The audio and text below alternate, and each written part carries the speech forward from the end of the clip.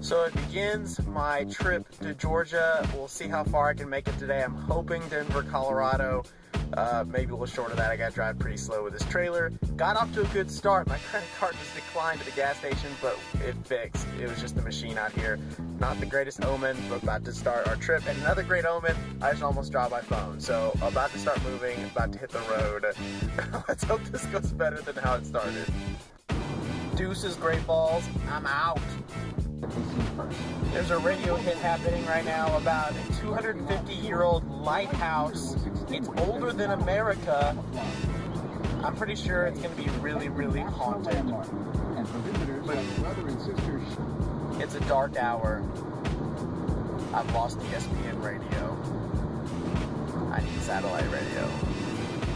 I'm about an hour and a half in and my low tire pressure light just came on. This is fantastic. Tire light just turned back off. I'm praying it stays that way. I will say I'm gonna miss views like this. Sometimes I think I'm the only person who likes raisins. Everyone hates raisins, but I really enjoy them. Driving with a trailer sucks. You have to drive like 55 to 60 when the speed limits in Montana are like 75. Your gas goes down more quickly and you get blown around by the wind. Go whatever for you all get. I don't know how well you can see my face. You may be wondering, Micah, have you finally decided facial hair is cool? Are you growing a beard or a mustache? Are you a hipster now? The answer is no. I'm just super lazy. I don't have to be on TV for a few weeks and I didn't feel like shaving. But it's pretty sad because it's about as much facial hair as I can grow in 5 days. But I'm okay with that. I don't like facial hair. Windmills. I just drove by a field with a bunch of cows laying down. If Granny is correct, it means I might be running into some rain soon. I just drove by a field with a bunch of cows laying down. If Granny is correct, it means I might be running into some rain soon. A little something I wrote. Yo, when the rain pours down and the storms begin, I can't help but be drawn by the sound of the siren. The masses all panic, but for me it's heaven. When thunderclouds form and tornadoes drop in, yo, I'm not crazy, just a weather fanatic, rising through the ranks like I'm adiabatic. My only atmosphere is a blizzard of static. Don't need a teleprompter, yo, my flow's automatic. Mic drop. Billings, the Magic City. Now you see it, now you don't. It only took me 5 hours, but I just passed someone for the first time. A semi-truck going very slow up a hill. Did I mention that driving with a trailer sucks? I found the next best thing, ESPN radio, NPR. Yes, I'm a nerd.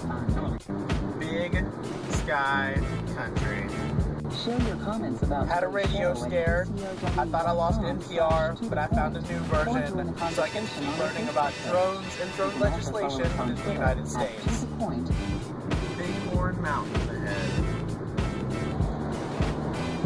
After over 6 hours, I have finally left Montana for a good long while, let's hope, and I'm now in the state of Wyoming. So hopefully I can get through here relatively quickly and eventually get into Colorado before the sun goes down. That is beautiful. The hills and mountains in Wyoming may be beautiful, which they most definitely are, but they are killing my gas mileage. See, beautiful mountains. Too bad they're sucking down my gasoline. So fun freaking story. I'm out here traveling across the country, trying to get to my new job, and all of a sudden my debit card and credit card stopped working.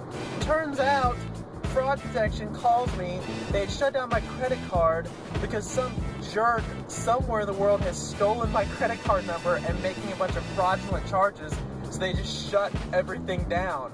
So I'm like, out here driving through Wyoming, unable to pay for my gas, The good news is I got my debit card reactivated, no problems there. I should have just called and told them that I was traveling. So I have all my money.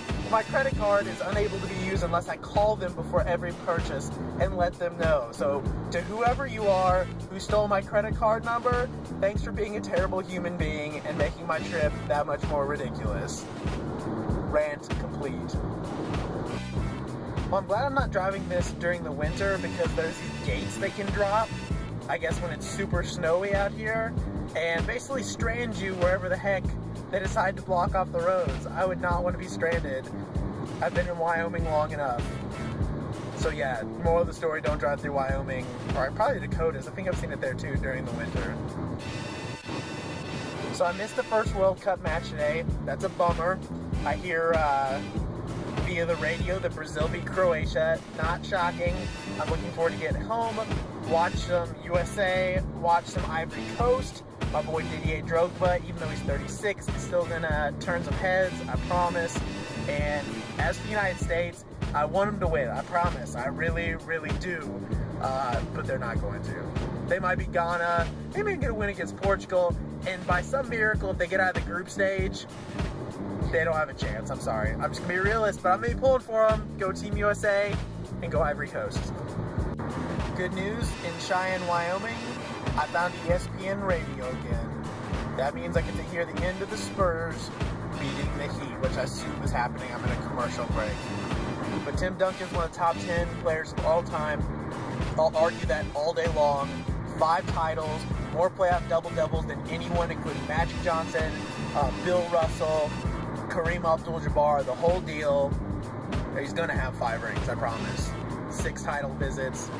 He's a baller. Probably one of my last recordings because it's getting dark, but I just entered the great state of Colorado for the first time ever in my life, and hopefully here within the next hour or so I will be in Denver in a hotel. My hotel has a beautiful view of the Denver skyline. Alright, I made it to Denver. I learned a few things today. One, Charlotte, my car, not necessarily built to run with a trailer, but that's okay. I maxed out around 65 miles per hour. It took me about 14 hours to get here. Hotel situation crazy, credit card situation crazy. Finally have a place to rest my head for a few hours. Then it's back to it. Another probably 14 or so hours tomorrow. Hopefully I'll make it home. And then I'll have a couple days to rest. And then I'll have my dad to kind of split duties with on the 3rd leg starting next week. But definitely a crazy, crazy day. And we'll hit it again tomorrow. More windmills!